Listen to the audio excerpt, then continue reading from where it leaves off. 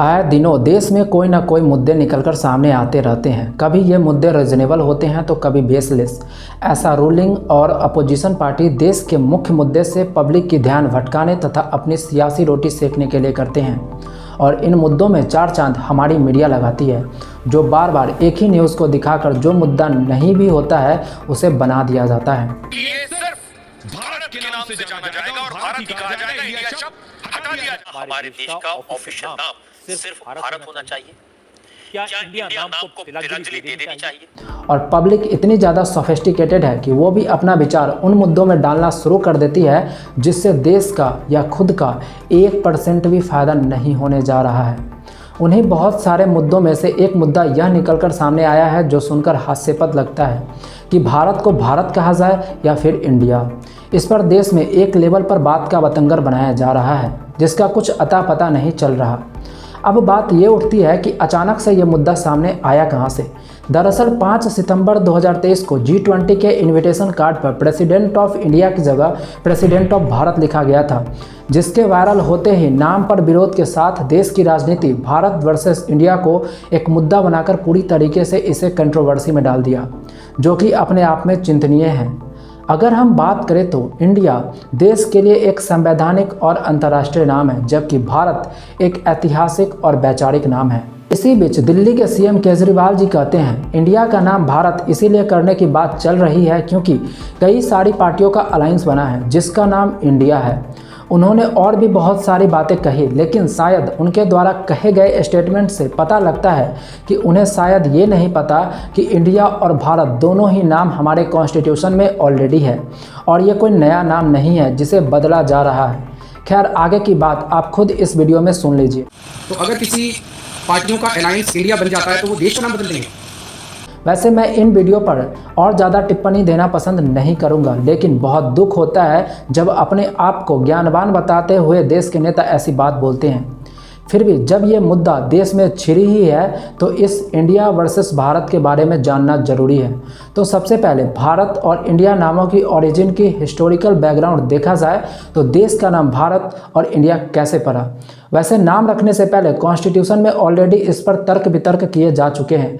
वहीं किसी ने हिंदुस्तान कहा तो किसी ने आर्यावर्त कहा और भी अन्य नाम निकलकर सामने आए, लेकिन अंततः सहमति भारत और इंडिया नाम पर बनी। नेहरू जी ने खुलकर तो नहीं, लेकिन नेहरू जी के पर्सपेक्टिव से ज़्यादा यह बात सामने निकल कर आई कि हमारे संविधान के बनने की प्रक्रिया में बहुत सारे एक्ट थे जो अंग्रेजों ने बनाए थे, उनमें इंडिया नाम का इस्तेमाल किया गया है और उस समय भारत की तरफ से अंतर्राष्ट्रीय जो समझौते थे उसमें इंडिया नाम था। वहीं पश्चिम की दुनिया में हमें इंडिया के नाम से जानते थे। नेहरू जी की रुचि अंतर्राष्ट्रीय मुद्दों में ज़्यादा थी और उन्हें ग्लोबली संवाद करना होता था। शायद इन वजहों से तय हुआ होगा कि हम अपना नाम इंडिया रखेंगे, लेकिन इंडिया के बराबर महत्व भारत का भी रहेगा। अगर हम धर्म ग्रंथों और पुराणों जैसे विष्णु पुराण, वायु पुराण, लिंग पुराण, ब्रह्मांड पुराण, अग्नि पुराण, मार्कंडेय पुराण, ऋग्वेद, मत्स्य पुराण, रामायण और महाभारत में चर्चा की गई नामों पर पर्सपेक्टिव देखें तो उसमें देश के नाम के तर्ज पर भारत शब्द का प्रयोग किया गया है और शायद ये भी वजह हो सकती है भारत नाम रखने के पीछे।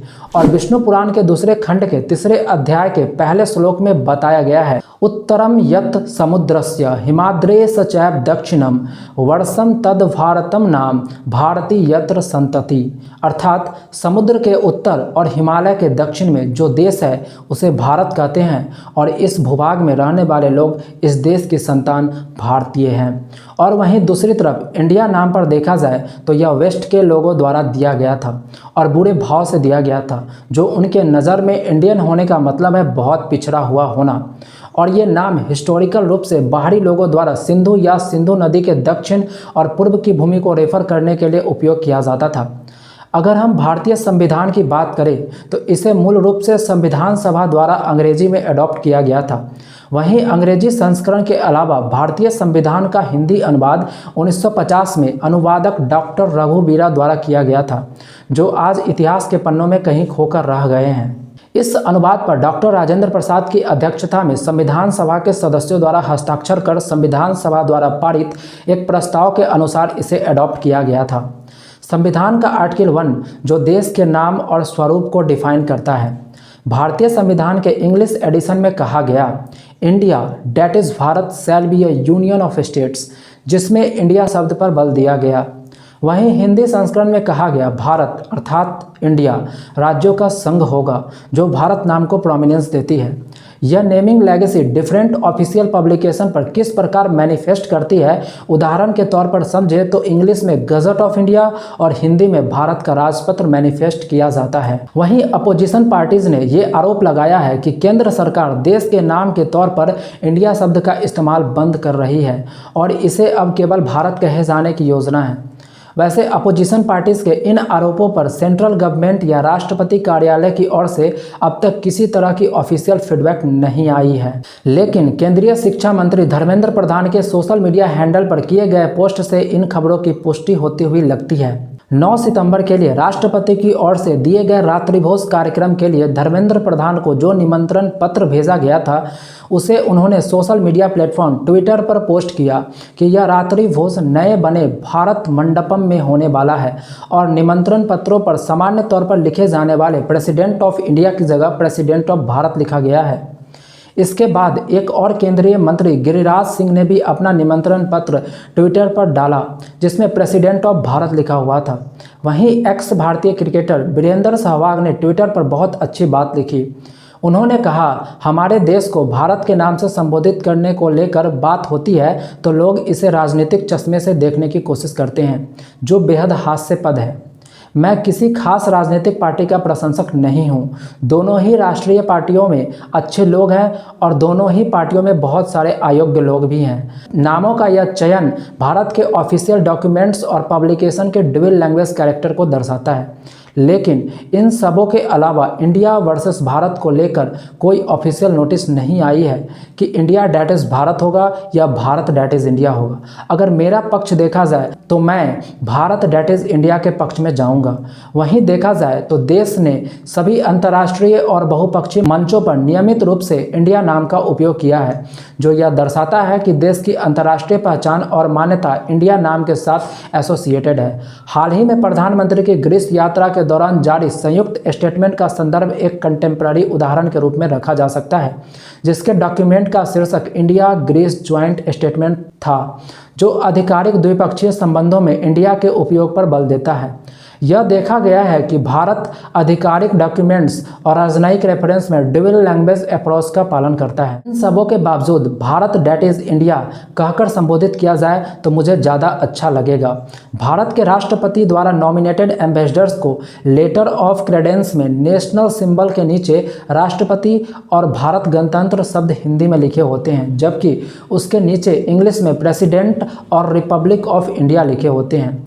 यह मल्टीलिंगुअलिज्म और अपनी डाइवर्स लिंग्विस्टिक विरासत के प्रति भारत की प्रतिबद्धता को दर्शाता है। 2015 में केंद्र सरकार ने यह कहते हुए किसी भी नाम का परिवर्तन का विरोध किया था कि संविधान के प्रारूपण के दौरान इस मुद्दे पर कॉम्प्रिहेंसिव विचार किए जा चुके हैं। वहीं भारत का सुप्रीम कोर्ट इंडिया का नाम बदलकर भारत करने संबंधी याचिका को 2 बार खारिज कर चुका है, पहला 2016 में और फिर दूसरा 2020 में, जहां यह पुष्टि की गई कि भारत और इंडिया दोनों का संविधान में उल्लेख है।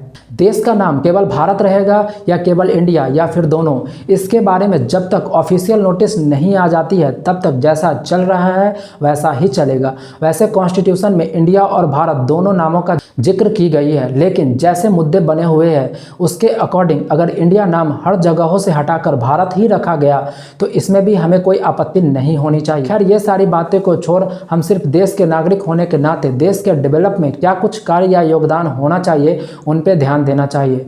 और रही बात अपोजिशन पार्टीज की, तो उनका काम ही है जो रूलिंग पार्टी में है उसकी किसी भी बात को हाइप बनाना। इसीलिए हमें इन सबों के बजाय देश की जो unemployment, environmental degradation, poverty, life care, inequality, gender discrimination जैसी जो चुनौतियां हैं उससे कैसे सामना करा जाए उस पर ध्यान देना चाहिए, ना कि उन मुद्दों पर जिसे जानबूझकर मेन मुद्दा से ध्यान हटाने के लिए हाइप बनाया जा रहा हो।